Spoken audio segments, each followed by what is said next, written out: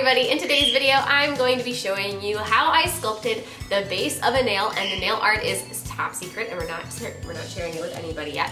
The nail art you'll see in a couple days, but this is going to be the sculpt, this is going to be the background, and then just as far as the acrylic application and the filing for a batwing nail.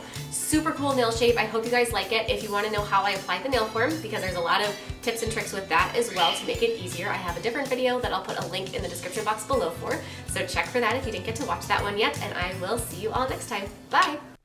To begin with, whenever I'm sculpting a nail, whether it is long or short or anywhere in between, I like to blend out the free edge of the nail down to the nail form. Obviously, if it's not going to be as long, then you're not going to want to pull the acrylic as far out as I am, but I know this one is pretty much going to take up my whole entire nail form.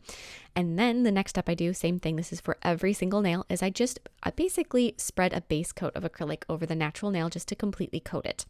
Now I'm going to take and I'm going to start my bat wings on one side of the form. The great thing with nail forms is that they typically will have a lot of these guidelines on them.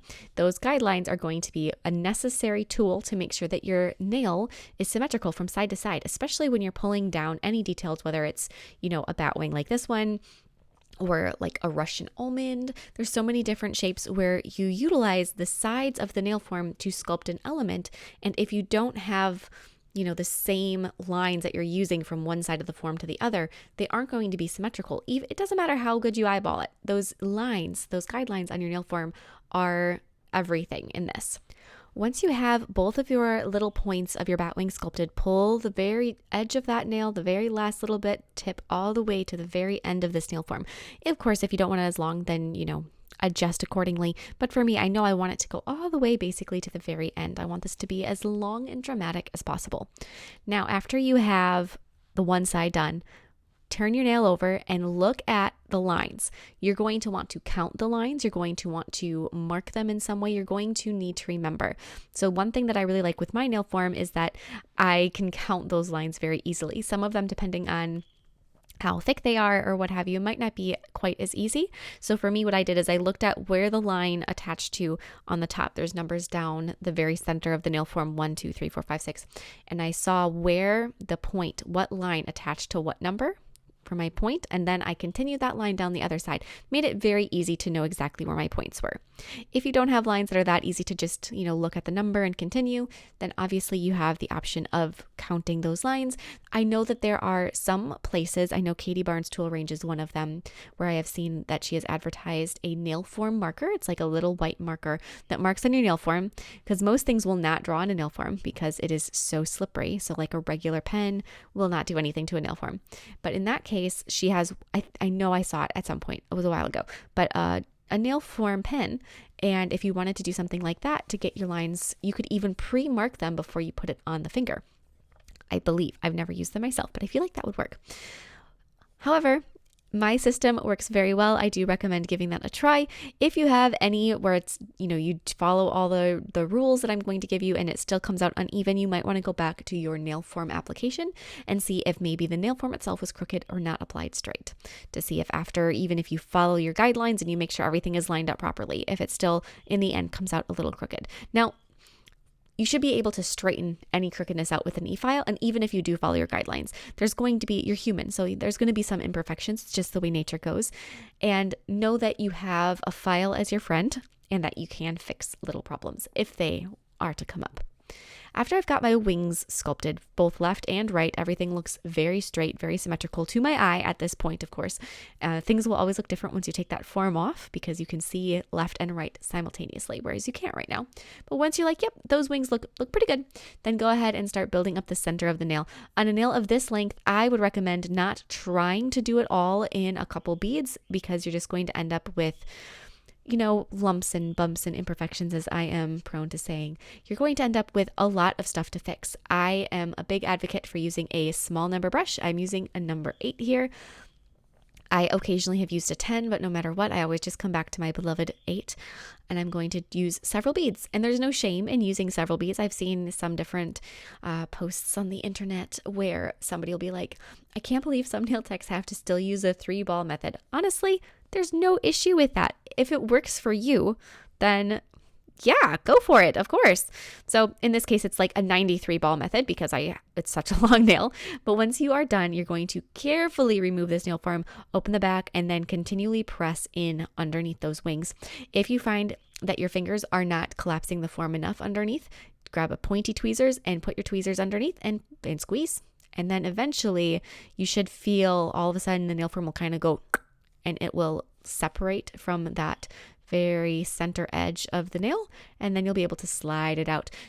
Exercise the most extreme caution when you're removing a nail form. With a nail of this length, that is a really great time for a nail to break because there's just some weird stress, and a lot of times people try to remove their nail forms prior to the acrylic all being fully cured. Sometimes you can even do the clicking method and you can tap it, but there might be acrylic that isn't right on the surface that's not quite cured yet. So if you try to remove that nail form prematurely, especially on a nail of this length with this much acrylic, there is still a very good chance that you could crack it. So wait, make sure that you don't take this nail form off too early, and do it extremely carefully. Now with my e-file, I am going to go through and I'm going to file absolutely everything, every surface I can access on this nail. I'm going to file those wings. One thing I love to do when I have a nail that is this kind of a style, not necessarily a bat wing, but where there is decorative details that I want to be symmetrical from side to side, is I will file them at the same time. I'm also going to take and I'm going to use a hand file to go over this whole thing. I do want to go and mention what I mean by filing them simultaneously or at the same time. So cutting back really quick to that footage where I'm filing them at the same time, I have my e-file, straight edge e-file. It can be a tapered one or it can be a straight. Actually, straight's better. So if you have one of those that you can use, I would switch to that. And you're going to file all the curves at the same time. You can go back and touch them up, but as you can see, my e-file does touch both sides at the same time. That is a great way to keep everything looking super straight. And if you do have a very straight edged barrel, then that will give you even more control over that. Okay, going back, just wanted to re-mention all of that because it's such an important little trick. I'm going to also file some of those edges. I went with my hand file, my straight file underneath same time, same exact, catching both edges. I'm going to continually feel this. One thing I love to do is I love to run my pointer and thumb down the nail, and as I run it down the nail, I'll feel things that are wrong.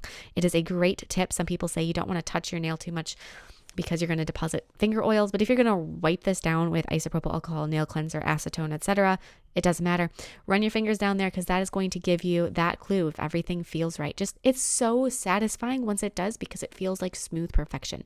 I hope this video helped you out. I cannot wait to show you guys the art because it is fantastic.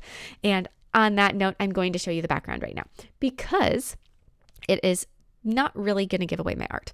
I'm going to start out with some black gel paint. So this is going to be a nice, thick, very pigmented gel color.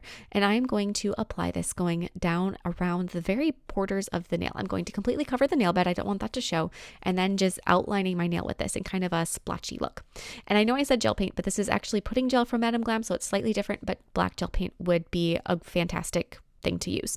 Then using a sponge, I'm going to blend that out. The great thing with really pigmented gel paints and this pudding gel is that they sponge very well and they do create beautiful ombres doing it that way. Gel polish, not so much. And then I'm going to repeat the process with a second coat, especially focusing on the nail bed area that I said I didn't want to be visible. So I'm going to make sure that that is completely covered. And then I'm going to blend that out once again. I'm not so worried about the borders. That can be a little more cloudy looking, but that nail bed area I want covered. Now with a glossy gel top coat, I'm going to apply a coat over the top of the entire nail. Whenever you're applying a top coat to a nail of this length, go over it a few different times with your brush to make sure that every single spot is covered because it's easy to miss an area. Now with black alcohol ink, this is also from Madame Glam, I'm going to create even more of a smoky, cloudy look to the very middle of the nail. So it'll definitely have that stronger black line around the outside, but in the middle I want to look very, very cloudy. So then I'm going to take the clear ink and I'm just going to manipulate my ink until I am happy with the look. Float another layer of gel top coat over the entire nail. When I say float the gel top coat, I mean don't use your brush and like push against the nail because you will have a chance of smearing your ink. And that's it. That's all I'm going to show you of this nail. Come back in a couple days to see the rest. It is so exciting. There is so much that happens with this nail. I can't wait to show you, and I will see you all next time. Bye.